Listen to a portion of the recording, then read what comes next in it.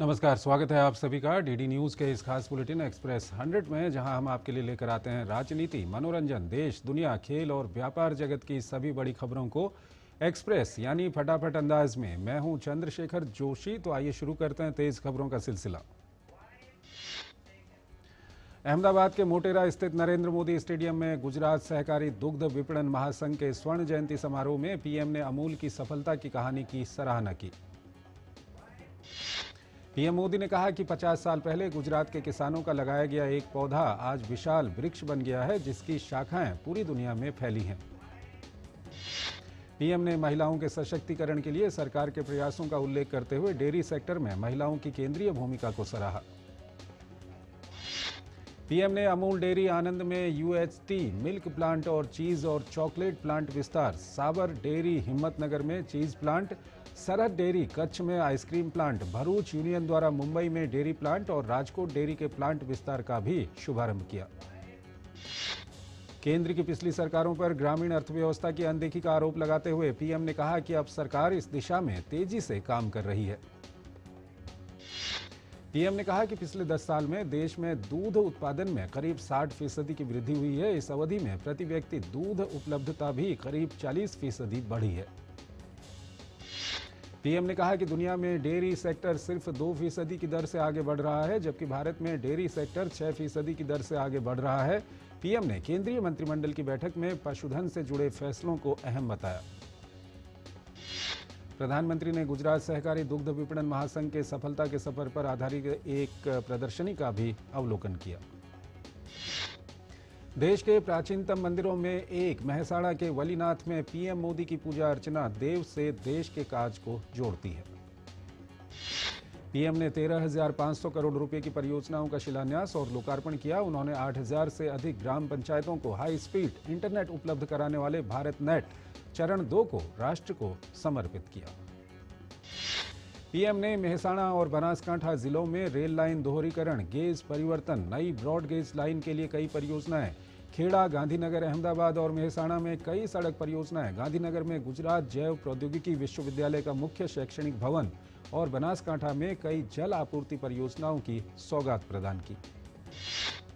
अन्य परियोजनाओं में बनासकांठा में अंबाजी क्षेत्र में रिंछड़िया महादेव मंदिर और झील का विकास, गांधीनगर, अहमदाबाद, बनासकांठा और मेहसाणा में कई सड़क परियोजनाएं, अहमदाबाद में मानव और जैविक विज्ञान गैलरी, गिफ्ट सिटी में गुजरात बायोटेक्नोलॉजी रिसर्च सेंटर का नया भवन, अहमदाबाद और बनासकांठा सहित अन्य में जल आपूर्ति में सुधार, वायुसेना स्टेशन, दीसा का रनवे सहित कई परियोजनाएं शामिल हैं। प्रधानमंत्री नरेंद्र मोदी ने नवसारी में पीएम मित्र पार्क का निर्माण कार्य शुरू किया। कार्यक्रम के दौरान सड़क, रेलवे, पेयजल और स्वास्थ्य से जुड़ी कई नई परियोजनाएं भी शुरू की गईं। पीएम मोदी ने कहा कि सरकार भारत को आत्मनिर्भर राष्ट्र बनाने की तैयारी कर रही है। पीएम ने बताया कि भारत को आत्मनिर्भर राष्ट्र बनाने में मित्र पार्क अहम रोल है। प्रधानमंत्री ने कहा कि भारत अब इस क्षेत्र में दुनिया के सबसे बड़े उत्पादकों और निर्यातकों के साथ प्रतिस्पर्धा करने लगा है। इसमें गुजरात के वस्त्र उद्योग का बहुत बड़ा योगदान है। प्रधानमंत्री ने सूरत के काकरापार परमाणु ऊर्जा संयंत्र की 2 यूनिट को राष्ट्र को समर्पित किया। काकरापार परमाणु ऊर्जा संयंत्र गुजरात के सूरत शहर से 80 किलोमीटर दूर ताप्ती नदी के किनारे स्थित है। पीएम मोदी अपने संसदीय क्षेत्र वाराणसी के दौरे पर प्रधानमंत्री शुक्रवार को 13,000 करोड़ रुपए से अधिक लागत की कई विकास परियोजनाओं का उद्घाटन और शिलान्यास करेंगे। प्रधानमंत्री NH 233 के घरघरा ब्रिज, वाराणसी खंड के 4 लेन सहित कई सड़क परियोजनाओं का उद्घाटन और शिलान्यास करेंगे। प्रधानमंत्री सेवापुरी में HPCL के LPG bottling plant, UPSIDA agro park Kharkhiya में बनास काशी संकुल दूध प्रसंस्करण इकाई, UPSIDA एग्रो पार्क करखिया में विभिन्न बुनियादी ढांचे का कार्य और बुनकरों के लिए रेशमी कपड़ा छपाई सामान्य सुविधा केंद्र का भी उद्घाटन करेंगे। प्रधानमंत्री BHU के पास सीर गोवर्धनपुर में संत गुरु रविदास जन्मस्थली मंदिर के समीप रविदास पार्क में संत रविदास की नव स्थापित प्रतिमा का अनावरण करेंगे। पीएम संत रविदास जन्मस्थली के आसपास लगभग 32 करोड़ रुपए के विभिन्न विकास कार्यों का उद्घाटन करेंगे और लगभग 62 करोड़ रुपए की लागत से संत रविदास संग्रहालय और पार्क के सौंदर्यीकरण की आधारशिला भी रखेंगे। प्रधानमंत्री अमूल के उसी प्लांट का लोकार्पण भी करेंगे। प्रधानमंत्री बनारस हिंदू विश्वविद्यालय के स्वतंत्रता सभागार में पुरस्कार वितरण समारोह में काशी संसद ज्ञान प्रतियोगिता, काशी संसद फोटोग्राफी प्रतियोगिता और काशी संसद संस्कृत प्रतियोगिता के विजेताओं को पुरस्कार प्रदान करेंगे। ममता बनर्जी के राज वाले पश्चिम बंगाल के संदेशखाली में बड़ी संख्या में महिलाओं ने सत्ताधारी तृणमूल कांग्रेस के नेता शाहजहां शेख और उसके गुर्गों पर घर से उठाने और यौन शोषण करने के आरोप लगाए हैं। शाहजहां शेख पहले से ही फरार है, वहीं संदेशखाली की सच्चाई दिखाने वाली मीडिया को बंगाल पुलिस उठाकर ले जा रही है। केंद्रीय मंत्री अनुराग ठाकुर ने इसकी निंदा करते हुए कहा कि प्रेस की स्वतंत्रता बनाए रखना ममता बनर्जी की सरकार की जिम्मेदारी है। वहीं राष्ट्रीय मानवाधिकार आयोग ने पश्चिम बंगाल के संदेशखाली में लगातार जारी हिंसा और महिलाओं पर हुए उत्पीड़न की घटनाओं का स्वतः संज्ञान लेते हुए घटना की जगह पर एनएचआरसी की एक टीम भेजने का फैसला किया है। राष्ट्रीय मानवाधिकार आयोग ने राज्य के मुख्य सचिव और डीजीपी को नोटिस जारी कर 4 सप्ताह के भीतर रिपोर्ट तलब की है। राष्ट्रीय अनुसूचित जनजाति आयोग की टीम भी संदेशखाली पहुंची और राज्य सरकार से रिपोर्ट मांगी है। संदेशखाली की घटना पर पश्चिम बंगाल भाजपा अध्यक्ष सुकांता मजूमदार पुलिस प्रशासन पर सवाल खड़ा करते हुए कहने लगे कि शेख शाहजहां को अभी तक गिरफ्तार क्यों नहीं किया गया। हमारे कार्यकर्ता लड़ाई के लिए तैयार हैं। बीजेपी ने सोशल मीडिया प्लेटफॉर्म एक्स पर डॉक्यूमेंट्री जारी की है, जिसमें संदेशखाली में जमीन कब्जाने और महिलाओं के खिलाफ यौन शोषण के मामलों को उजागर करने का दावा किया गया है। इस 20 मिनट की डॉक्यूमेंट्री के साथ कैप्शन में लिखा है कि एक सच्चाई जो आपको हैरान कर देगी, एक सच्चाई जो हमें दर्द देती है और एक सच्चाई जो हमारी अंतरात्मा को झकझोरती है। पंजाब और हरियाणा बॉर्डर पर किसानों का प्रदर्शन जारी है। इस बीच केंद्रीय कृषि मंत्री अर्जुन मुंडा ने कहा कि पंजाब में किसान संगठनों के साथ कई दौर की सार्थक बातचीत हुई है। अर्जुन मुंडा ने कहा कि सरकार किसानों के हित में काम करने के लिए प्रतिबद्ध है, तो वहीं केंद्रीय मंत्री अनुराग ठाकुर ने कहा कि सरकार किसानों की आय दोगुनी करने के लिए हर कदम उठा रही है। पंजाब हरियाणा की सीमा खनौरी बॉर्डर पर बुधवार को पुलिस और आंदोलनकारी किसानों के बीच टकराव के दौरान प्रीतपाल नाम का एक किसान बुरी तरह से घायल हो गया, जिसे हरियाणा पुलिस के जवानों ने इलाज के लिए PGIMS रोहतक में दाखिल कराया है। प्रीतपाल के घायल होने के बाद सोशल मीडिया पर अफवाह फैल गई थी कि उसकी मौत हो चुकी है और हरियाणा पुलिस मामले को छुपा रही है। हरियाणा पुलिस की तरफ से सोशल प्लेटफॉर्म एक्स पर एक पोस्ट कर प्रीतपाल की मौत की खबर का पूरी तरह से खंडन करते हुए बताया गया कि प्रीतपाल के बारे में जो खबरें चल रही हैं वो पूरी तरह से अफवाह हैं। किसानों के प्रदर्शन के कारण लोग काफी परेशान हैं। किसान आंदोलन के चलते 2 लाख मजदूर प्रभावित हैं और 3000 फैक्ट्री बंद होने के कगार पर आ गई हैं। हरियाणा के झज्जर जिले में कोबी संस्था के द्वारा मेट्रो पिलर पर जगह जगह पोस्टर लगाए गए थे, जिसमें कहा गया है कि हमारा रोजगार मत खत्म करो। राजधानी दिल्ली में किसान आंदोलन के चलते सिंघू बॉर्डर पर भी आम लोग परेशान हैं। सबसे ज्यादा मार दिहाड़ी मजदूरों पर पड़ी है। कामकाज ठप होने से बॉर्डर के इलाकों की फैक्ट्रियां बंद हैं। लोकसभा चुनाव के लिए अब थोड़ा ही समय बचा हुआ है। ऐसे में सभी राजनीतिक दल अपनी अपनी रणनीति बनाने में जुटे हैं। भाजपा के राष्ट्रीय अध्यक्ष जेपी नड्डा ने गुरुवार को मुंबई दौरे के दूसरे दिन लाभार्थी सम्मेलन को संबोधित किया। भाजपा के राष्ट्रीय अध्यक्ष जेपी नड्डा ने कांग्रेस पर आरोप लगाते हुए कहा कि कांग्रेस ने गरीबों के बारे में बार बार चर्चा तो की, लेकिन गरीबी दूर करने के लिए यथार्थ में कुछ नहीं किया। केंद्रीय गृह मंत्री अमित शाह ने गुरुवार को छत्तीसगढ़ के कोंडागांव का दौरा किया। केंद्रीय गृह मंत्री ने कोंडागांव में भाजपा लोकसभा चुनाव प्रबंधन समिति की बैठक में हिस्सा लिया। गृह मंत्री अमित शाह ने जांजगीर चांपा में विजय संकल्प शंखनाद रैली को भी संबोधित किया। रक्षा मंत्री राजनाथ सिंह ने ओडिशा के नवरंगपुर में बीजेपी कार्यकर्ता सम्मेलन में कहा कि भाजपा जो कहती है वो करती है। इंडी गठबंधन में सीट बंटवारे को लेकर दिल्ली में भी आप और कांग्रेस के बीच समझौता हो गया है। मध्य प्रदेश के भोपाल में भाजपा राज्य पार्टी ऑफिस में लोकसभा चुनाव को लेकर बैठक हुई, जिसमें लोकसभा चुनाव प्रभारी डॉक्टर महेंद्र सिंह, सह प्रभारी सतीश उपाध्याय, प्रदेश अध्यक्ष विष्णुदत्त शर्मा, सीएम मोहन यादव शामिल हुए। राजस्थान के जयपुर में प्रदेश भाजपा कार्यालय में राजस्थान बीजेपी अध्यक्ष सीपी जोशी की अध्यक्षता में कोर कमेटी की बैठक हुई। उपराष्ट्रपति जगदीप धनखड़ ने नई दिल्ली में association of physician of India के 79वें वार्षिक सम्मेलन में बतौर मुख्य अतिथि शिरकत की।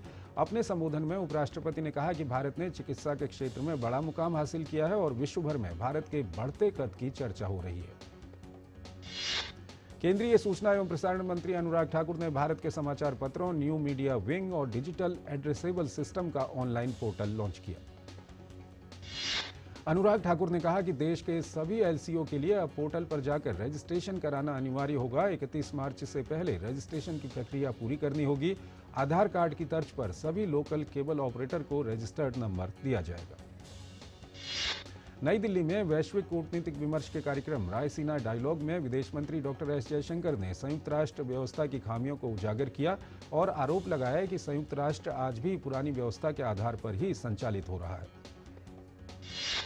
एस जयशंकर ने यूएन सुरक्षा परिषद में सुधार की पैरवी करते हुए कहा कि हर क्षेत्र में धीरे धीरे बदलाव के लिए लगातार प्रयासरत रहना पड़ेगा।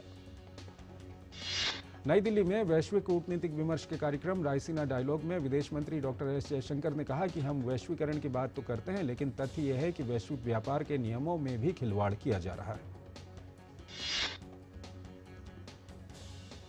एक छोटा सा ब्रेक।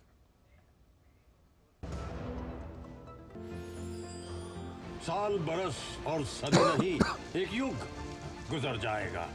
उम्र न पूछो वंडर की, जब फर्क नजर आएगा। वंडर सीमेंट, फर्क नजर आएगा। स्वागत है आपका ब्रेक के बाद और आइए अब खबरों के सिलसिले को आगे बढ़ाते हैं।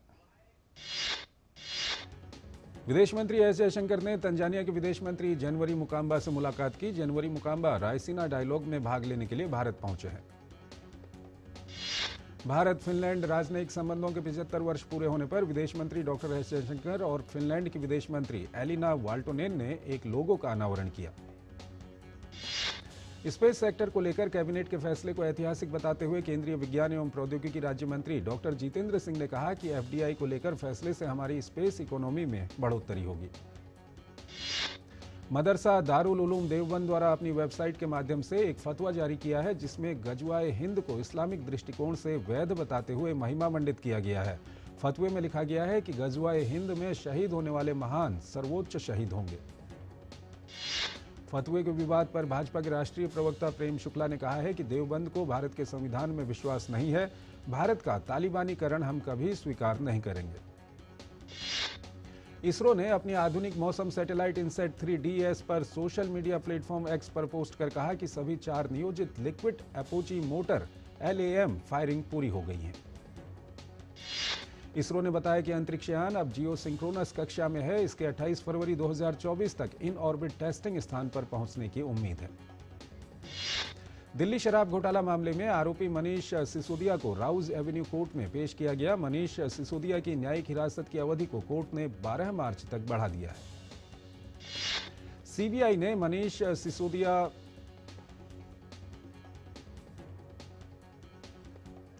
एक छोटा सा ब्रेक लेते हैं यहाँ पर।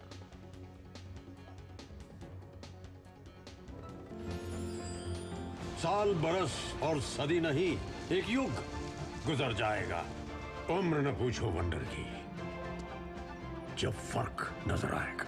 वंडर सीमेंट, फर्क नजर आएगा।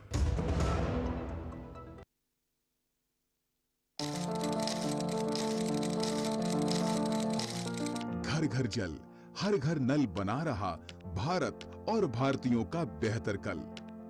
2019 से देश को मिला वो मंत्रालय जिसने वादा किया हर घर जल का। मंत्रालय गंगा सफाई से लेकर हर घर नल से जल पहुंचाने के लिए की गई शुरुआत का हिस्सा था। आज गोवा और दादर और नगर हवेली और दमन और दीव तक भी 100% नल से जल पहुंच गया है। क्रमशः वे पहले हर घर जल प्रमाणित राज्य और केंद्र शासित प्रदेश बन गए हैं।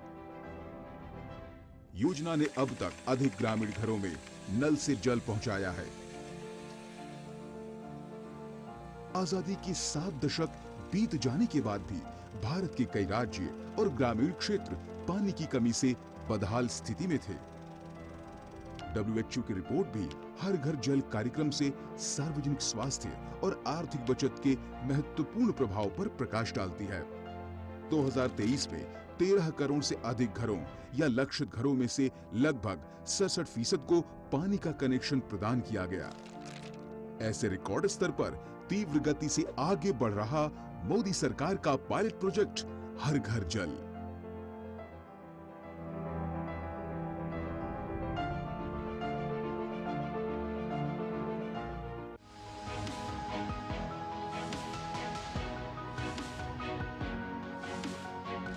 प्रधानमंत्री मोदी ने साल 2015 में आवास योजना का शुभारंभ किया। प्रधानमंत्री आवास योजना के तहत शहरों में बहुत ही कम समय में लाखों घर बनाकर दिए जा चुके। प्रधानमंत्री आवास योजना का मतलब सिर्फ गरीब परिवारों को पक्की छत देना नहीं, बल्कि उन्हें आर्थिक रूप से सशक्त बनाना है। प्रधानमंत्री शहरी आवास योजना के बजट को मिली बढ़ोतरी। प्रधानमंत्री योजना के तहत मिलने वाली सब्सिडी को दिसंबर 2024 तक बढ़ाया। प्रधानमंत्री शहरी आवास योजना के तहत 1.19 करोड़ से अधिक घरों को मिली मंजूरी। 113 लाख से अधिक घरों का निर्माण कार्य पूरा। 78.56 लाख परिवारों को मिली अपने अपने घरों की चाबियां। महिला सशक्तिकरण को मिला बढ़ावा। स्वागत है आपका ब्रेक के बाद, और आइए अब खबरों के सिलसिले को और आगे बढ़ाते हैं। CBI Kiru hydro electric project मामले में जम्मू कश्मीर के पूर्व राज्यपाल सत्यपाल मलिक और दूसरे आरोपियों के ठिकानों पर छापेमारी कर चुकी है। ये मामला किश्तवाड़ में चिनाब नदी पर प्रस्तावित कीरू हाइड्रो पावर प्रोजेक्ट के लिए 2019 में 2200 करोड़ रुपए के सिविल वर्क का कॉन्ट्रैक्ट देने में भ्रष्टाचार से जुड़ा है। मॉर्निंग कंसल्ट के एक सर्वेक्षण से पता चला है कि 77% अनुमोदन रेटिंग के साथ प्रधानमंत्री नरेंद्र मोदी एक बार फिर दुनिया के सबसे लोकप्रिय नेता के रूप में उभरे हैं। प्रधानमंत्री नरेंद्र मोदी ने अमेरिकी राष्ट्रपति जो बाइडेन और यूके के प्रधानमंत्री ऋषि सुनक को पीछे छोड़ दिया है। प्रधानमंत्री नरेंद्र मोदी 76% की अनुमोदन रेटिंग के साथ फिर से सबसे लोकप्रिय वैश्विक नेता के रूप में उभरे हैं। केंद्रीय पर्यावरण एवं वन मंत्री भूपेंद्र यादव ने केरल के वायनाड का दौरा किया। वायनाड में हाल में मानव पशु संघर्ष की घटनाएं बढ़ी हैं। भूपेंद्र यादव ने पीड़ितों के परिजनों को सांत्वना दी और स्थानीय निवासियों से बात की। भूपेंद्र यादव ने कहा कि क्षेत्र में मानव पशु संघर्ष एक बड़ी समस्या है। सरकार ऐसी समस्याओं के समाधान के लिए इस क्षेत्र में काम करने वाले अधिकारियों और वैज्ञानिकों को राजनैतिक और प्रशासनिक रूप से हर संभव सहायता प्रदान करेगी। मोदी सरकार कम गंभीर अपराधों में बंद ऐसे गरीब कैदियों की मदद करेगी जिन्हें जमानत राशि के अभाव में वर्षों तक जेल में रहना पड़ता है। केंद्रीय गृह मंत्रालय ने इसके लिए इस वर्ष 20 करोड़ रुपए की राशि का प्रावधान किया है। उत्तर प्रदेश में यूपी बोर्ड की 10वीं की परीक्षा आज से शुरू हो गई। उत्तर प्रदेश में बोर्ड की परीक्षाएं 9 मार्च तक चलेंगी। उत्तराखंड के टिहरी जनपद में एक कार 500 मीटर से अधिक गहराई में गिर गई। इस दर्दनाक हादसे में 6 लोगों की मौत हो गई। इसके बाद पुलिस, एसडीआरएफ और राजस्व विभाग की टीम ने रेस्क्यू ऑपरेशन चलाया। असम के मुख्यमंत्री हेमंत बिस्वा शर्मा ने धेमाजी और जोनाई में राज्य के 2 लाख से अधिक परिवारों को भूमि अधिकार देने के लिए मिशन वसुंधरा 2.0 के तहत भूमि पट्टे वितरित किए। जम्मू एवं कश्मीर के गुलमर्ग में हिमस्खलन हुआ, जिसमें 3 विदेशी फंस गए। उनमें से एक की मृत्यु हो गई, एक घायल हो गया और एक अभी भी लापता है। शेयर बाजार में बढ़त के साथ शेयर बाजार बंद हुआ। सेंसेक्स 535.15 अंक चढ़कर 73,158.24 अंक पर पहुंच गया। वहीं निफ्टी 162.40 अंक चढ़कर 22,217.45 अंक पर बंद हुआ। अंतरबैंक विदेशी मुद्रा विनिमय बाजार में रुपया 13 पैसे की तेजी के साथ 82.83 प्रति डॉलर पर पहुंच गया। केंद्रीय सूचना प्रौद्योगिकी और रेल मंत्री अश्विनी वैष्णव ने स्वदेशी रूप से विकसित इंडस ऐप स्टोर का लॉन्च को भारत के लिए एक ऐतिहासिक क्षण बताया। विदेशी ब्रोकरेज फर्म जेफरीज ने एक रिपोर्ट में कहा है कि भारत का बाजार पूंजीकरण वर्तमान में वैश्विक स्तर पर 5वां सबसे बड़ा है। देश के खनिज उत्पादन में दिसंबर महीने के दौरान खनिज के उत्पादन में सालाना आधार पर 5.1% की बढ़ोतरी दर्ज की गई। चीन के मुखर आलोचक और रिपब्लिकन सांसद माइक गैलाघेर के नेतृत्व में एक अमेरिकी प्रतिनिधिमंडल ताइवान के दौरे पर पहुंचा। ये यात्रा ऐसे समय में हो रही है जब ताइवान और चीन के बीच तनाव चरम पर है। विपक्ष के भारी विरोध के बीच अल्बानिया की संसद ने इटली के साथ एक प्रवासन समझौते को मंजूरी दे दी। इसके तहत प्रवासियों के लिए इस बाल्कन देश में प्रसंस्करण केंद्र बनाने की अनुमति मिल जाएगी। 140 सदस्यों वाली संसद में 77 सांसदों ने प्रस्ताव के पक्ष में वोट किया। यरूशलेम में कब्जे वाले वेस्ट बैंक के पास हुई गोलीबारी में कम से कम एक व्यक्ति की मौत हो गई और 8 अन्य घायल हो गए। यूक्रेन और रूस के बीच जारी युद्ध के 2 साल पूरे होने पर यूरोपीय संघ ने रूस के खिलाफ नए प्रतिबंध लगाने पर सहमति जताई है। पाकिस्तान तहरीक इंसाफ पीटीआई के संस्थापक इमरान खान अंतर्राष्ट्रीय मुद्रा कोष को पत्र लिखकर चुनाव में धांधली के मद्देनजर उससे पाकिस्तान को समर्थन बंद करने की मांग करेंगे। इजरायली सेना ने सीरिया की राजधानी दमिश्क पर भीषण हवाई हमला किया है। इसमें 2 लोगों की मौत हो गई है। इजराइल हमास युद्ध शुरू होने के बाद से गाजा पर चल रहे इजरायली हमलों में मरने वाले फलस्तीनियों की संख्या बढ़कर 29,000 से ज्यादा हो गई है, जबकि 69,000 से ज्यादा लोग घायल हुए हैं। इक्वाडोर के मनाबी प्रांत के शहर चोन में भारी बारिश के बाद बाढ़ आ गई। मूसलाधार बारिश के बीच चोन का प्लाजा पूरी तरह से पानी में डूब गया। 80 से अधिक परिवारों को सुरक्षित स्थानों में भेजा गया। भारत और इंग्लैंड के बीच 4 मैच की टेस्ट सीरीज का चौथा मुकाबला कल से रांची में शुरू। भारत 5 टेस्ट की सीरीज में 2-1 से आगे। रांची में भारत का रिकॉर्ड है शानदार। 2 टेस्ट में से 1 में टीम को मिली है जीत, वहीं दूसरा मुकाबला रहा ड्रॉ। इंग्लैंड ने ओली रॉबिन्सन और शोएब बशीर को रांची टेस्ट के लिए टीम में शामिल किया है। रॉबिन्सन सीरीज में अपना पहला टेस्ट खेलेंगे, वहीं 20 साल के स्पिनर बशीर को तीसरे टेस्ट से ड्रॉप करने के बाद वापस बुलाया गया है। यूएफा चैंपियंस लीग फुटबॉल प्रतियोगिता के अंतिम 16 के पहले लेग के मुकाबले में बार्सिलोना और नपोली के बीच खेला गया मुकाबला 1-1 से ड्रॉ रहा। यूएफा चैंपियंस लीग के अंतिम 16 के पहले लेग के मुकाबले में पोर्तो की टीम ने आर्सेनल को 1-0 से हरा दिया। पोर्तो की ओर से विजयी गोल गैलिनो ने किया, जो खेल के स्टॉपेज टाइम में किया गया।